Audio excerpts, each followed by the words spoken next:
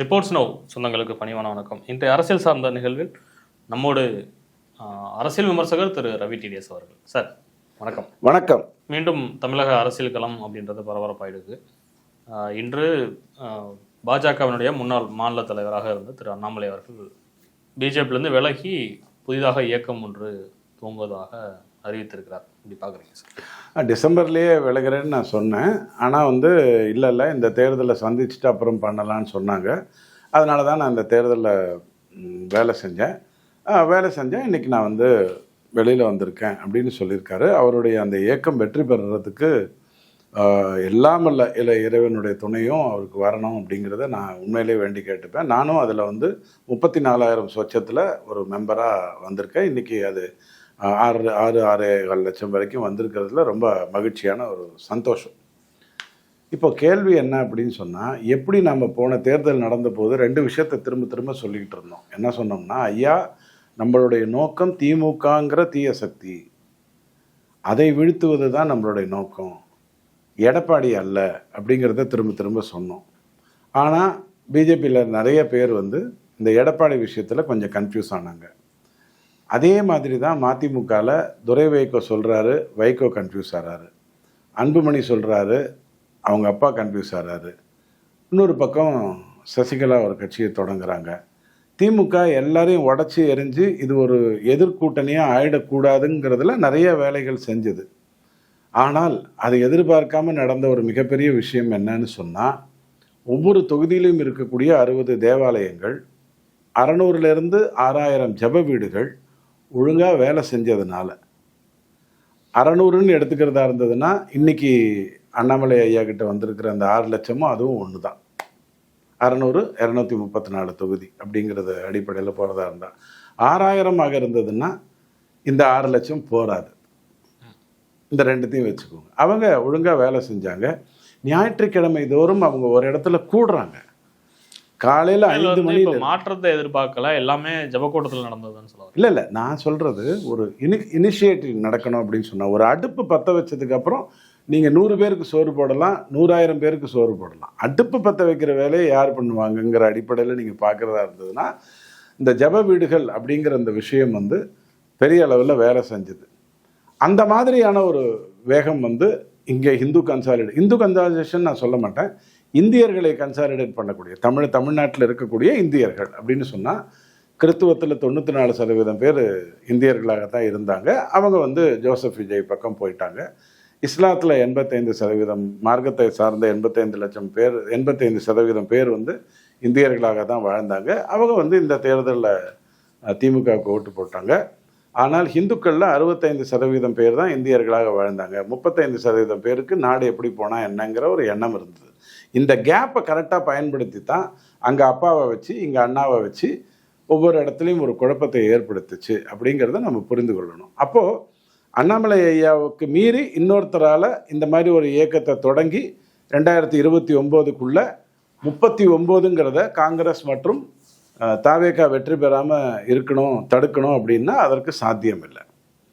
திமுக அதிமுக கூட்டணின்ற ஒரு வார்த்தை யாருக்கோ தோன்றியது கூட தோல்வியின் உச்சகட்டம். இது அவங்க எந்திரிக்கிறதுக்கு வாய்ப்பு இல்லை. அப்போது அண்ணாமலை ஐயாவுடைய இந்த இயக்கத்தில் இப்போ இன்னைக்கு இந்த நிமிஷம் இருக்கக்கூடிய 6.5 லட்சம் பேர் இன்னும் நிறையா வளரணும், எண்ணிக்கையில் அப்படிங்கிற அடிப்படையில் இல்லாமல் எம்எல்எம்ல அப்படிங்கிற அடிப்படைக்குள்ளே போகணும். இவங்க உழைத்தாலே, இந்த 6 லட்சம் பேர் உழைத்தாலே அண்ணாமலையால் மிகப்பெரிய சாதனைகளை செய்ய முடியும்.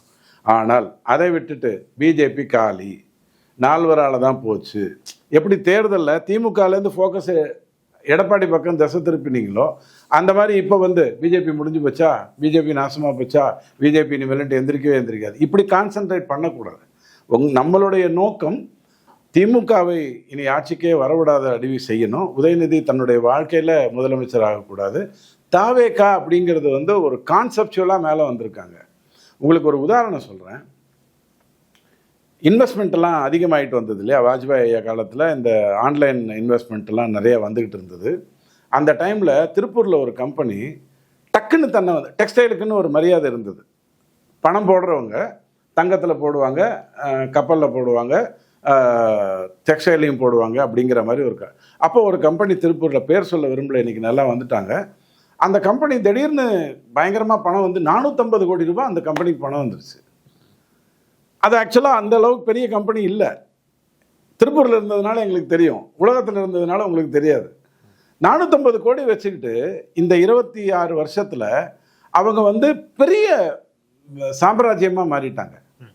அவங்க இருந்தது டெக்ஸ்டைலில் மில்லில், இன்னைக்கு அவங்க கல்விக்கூடம் நடத்துகிறாங்க, அது பண்ணுறாங்க இது பண்ணுறாங்கன்னு பெரிய அளவில் வளர்ந்துட்டு வந்துட்டாங்க. ஸோ இதே மாதிரியே தான் இந்த இடத்துல நம்ம தேவாலயமும் ஜபக்கூடமும் ஒழுங்காக வேலை செஞ்சுது. ஏன்னா ஞாயிற்றுக்கிழமை அவங்க ஒரு இடத்துல மதம் சார்ந்து கூடினாங்க. ஏதோ ஒரு சாரணம், மதம் சார்ந்து கூடினாங்க, அல்லது சினிமா ரிலீஸ் ஆகும்போது கூடினாங்க, ஏதோ ஒரு இடத்துல கூடினாங்க. நாம் கூடுறது இல்லையே. நாம நீண்ட நாட்களாக திமுக தான் இந்த வேலைலாம் செஞ்சதுன்னு சொன்னால் இப்போ திமுக, நான் இந்த விவாதத்துலேயுமே திமுக செஞ்சதுன்னு தான் நான் சொன்னேன். அண்ணாவை பிரித்ததோ, அண்ணா விஷயத்தில் கன்ஃபியூஷன் ஏற்படுத்தியதோ, அப்பா விஷயத்தில் கன்ஃபியூஷன் ஏற்படுத்தியதோ, மதிமுகவில் பண்ணதோ திமுக தான் பண்ணிச்சு. ஆனால் அது எதிர்பார்க்காம நடந்த ஒரு வேலை என்னென்னா, அண்டர் கரண்ட்டில் 6000 ஜப வீடுகள் ஒரு தொகுதியிலையும், அல்லது 660 தேவாலயங்கள் தங்கள் வேலையை ஒழுங்காக செஞ்சதுனால அப்படியே தூக்கி கொண்டு போய் 107 ஆயிடுச்சு. இப்போ இந்த கூட்டணி அமையாமல் இருந்ததுன்னு வச்சுக்கோங்க, அதிமுக பிஜேபி கூட்டணி அமையாமல் இருந்ததுன்னு வச்சுக்கோங்க, ஒரு 20 சீட்டு வரைக்கும் தாவேக்காவுக்கு பிரச்சனையாக இருந்திருக்கும். 20 சீட்டு பிரச்சனையாக இருந்திருக்கும், திமுகவுக்கு அது போயிருக்கும், ஆட்சி மாறி இருக்கும். நல்ல வேலையாக அமித்ஷா வந்து இந்த கூட்டணி அமைச்சதுனால தான் இது வந்து தாவேக்கா வந்து வந்தாங்க, திமுக ஓடி போயிட்டாங்கங்கிற ஒரு விஷயம் நடந்தது. ஸோ பிஜேபியை வந்து நடத்த தெரியல. பிஜேபிக்கு வந்து 21 மாநிலத்தில் ஆட்சி செய்கின்ற பிஜேபி, வெஸ்ட் பெங்காலையே வெற்றி பெற்ற பிஜேபி. வெஸ்ட் பெங்கால்லாம் பற்றி இங்கே இருக்கிறவங்களுக்கு எத்தனை பேருக்கு தெரியும்னு எனக்கு தெரியல. காட்டாட்சி நடந்தது. நான் அங்கே இருந்திருக்கேன். இப்போ ஒரு இடைத்தேர்தல் நடந்தது இல்லையா, ஃபால்தா, அந்த ஃபால்தால் நான் இருந்திருக்கேன். ஏழ்மைக்கும் மிடில் கிளாஸுக்குமான வித்தியாசம் 100% இருக்கும். மிடில் கிளாஸுக்கும் பணக்காரனுக்குமான வித்தியாசம் 1000% இருக்கும். அப்படி ஒரு ஏற்றத்தாழ்வு அங்கே பூந்து 3 முறை இந்தியாவை வெற்றி பெற்றதுனால அங்கே இருக்கிற மக்களுக்கு பிஜேபி தன்னை காப்பாற்றுங்கிற நம்பிக்கையை ஏற்படுத்தி அப்புறம் தான் மமதாவை அவங்களால வீட்டுக்கு அனுப்ப முடிஞ்சது. இங்கே அந்த மாதிரி சூழ்நிலை இல்லை. காட்டாட்சின்னு நான் சொல்ல மாட்டேன். ஊழலாட்சி ரொம்ப கேவலமாக இருக்குது, பிரிவினை ஆட்சி ரொம்ப கேவலமாக இருக்குது, நான் இல்லைன்னு சொல்ல மாட்டேன். அப்போது இதை ஜெயிக்கணும் அப்படின்னு நீங்கள் சொல்கிறதாக இருந்ததுன்னா, இன்றைக்கி இருக்கக்கூடிய அண்ணாமலை ஐயாவோட சேர்ந்துருக்கிற இவங்க எல்லாருமே நிறையா குட்டி போடணும். நான் சொல்ல வர்றது எம்எல்எம் வேலையை நிறைய பண்ணணும், நாட்டை பற்றி கொண்டு போகணும், தேசியத்தை பற்றி கொண்டு போகணும். அதை விட்டுட்டு லூஸ் மாதிரி எடப்பாடியை திட்டிகிட்டு இருந்த மாதிரி லூஸ் மாதிரி பிஜேபி திட்டிகிட்டு இருக்கக்கூடாது. உங்களுடைய நோக்கம் பிஜேபி இல்லை. நீங்கள் இன்னொன்று நான் கேட்குறேன், இன்றைக்கி அவர், அதாவது நான் திரும்பவும் சொல்லிடுறேன், அண்ணாமலைஜியால் மட்டும்தான் இப்படி ஒரு இயக்கத்தை ஏற்படுத்தி தமிழ்நாட்டை நல்லபடியாக கொண்டு வர முடியும். ஒரு இயக்கமாக செயல்பட்டு 2-3 வருஷம் நல்லா வந்ததுன்னா அது வந்து தேர்தலில் வெற்றி பெறுவதற்கான சாத்தியங்களை கொண்டு வந்து தரும். அதில் எனக்கு எந்த மாற்று கருத்தும் இல்லை. நான் சொல்ல வர்ற கருத்தெல்லாம் நீங்கள் உங்களுடைய போக்கை பிஜேபி பக்கம் திருப்பாதீங்க. பிஜேபிக்கு எப்படி பண்ணணும், என்ன பண்ணணும்னு நல்லா தெரியும். ஒரு தேஜஸ்வியை கொண்டு வர முடியும், இன்னொருத்தனை கொண்டு வர முடியும். ஏன்னா இங்கே வந்து அப்பாவுக்கு பிள்ளை தான் முதலமைச்சருங்கிற கதை கிடையாது. யார் வேணாலும், யாரெல்லாம் உழைக்கிறாங்களோ யாரை வேணாலும் கொண்டு வர முடியும். அண்ணாமலைஜி பிஜேபிக்கு வர்றதுக்கு முன்னாடி அவருடைய கருத்துக்கள் பெரிய அளவில் வைரலாக போனதுக்கு காரணம் அவருடைய கருத்துக்கள் மட்டுமா, அல்லது அதற்கு பின்னாடி அதற்கு நல்லது செய்யணும்னு நினச்சி பணம் செலவு பண்ண நிறைய பேரா? டெல்லிக்கு போயிட்ட அண்ணாமலையை ரஜினிகாந்த் கூப்பிட்டு நீங்கள் கட்சியில் சேருங்க அப்படின்னு சொன்னதை அவர் மறுத்ததாக உங்ககிட்ட அவரே சொல்லியிருக்காரு.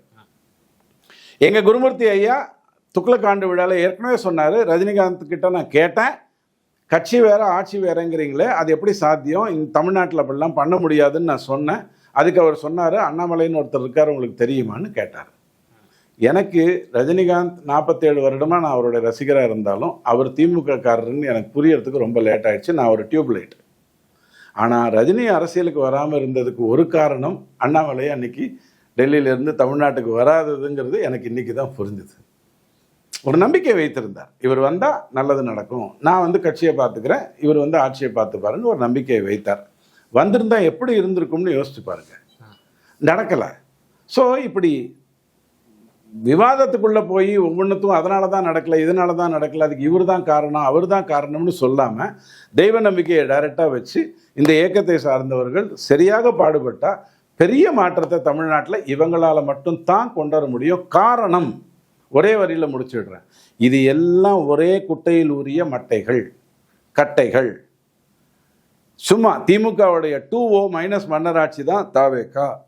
ஆனால் திமுகவுக்கு தெரியாமலே அவங்க வெற்றி பெற்றது. அந்த அண்டர் கரண்ட்டை ஒழுங்காக பண்ணதெல்லாம் ஞாயிற்றுக்கிழமை அவங்க எல்லாம் ஒன்றா கூடினதனுடைய பெரிய விஷயம்.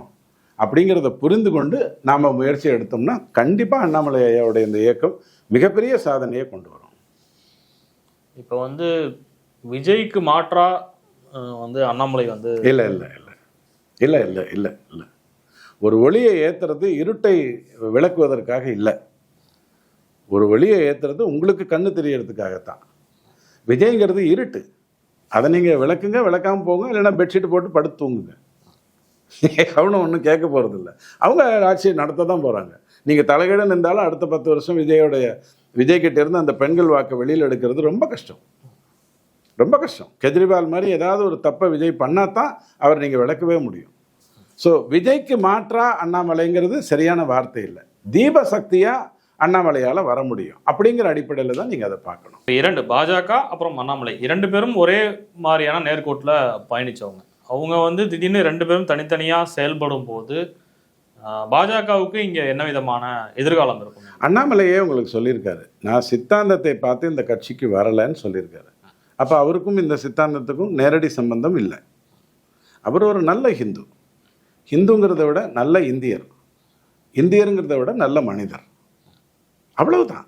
அவருக்கும் இந்த சித்தாந்தத்தை புரிஞ்சிட்டு இருந்தா தமிழ்நாட்டில் எதுக்காக போய் 3 தேர்தலாக திமுக வெற்றி பெற்றுச்சு?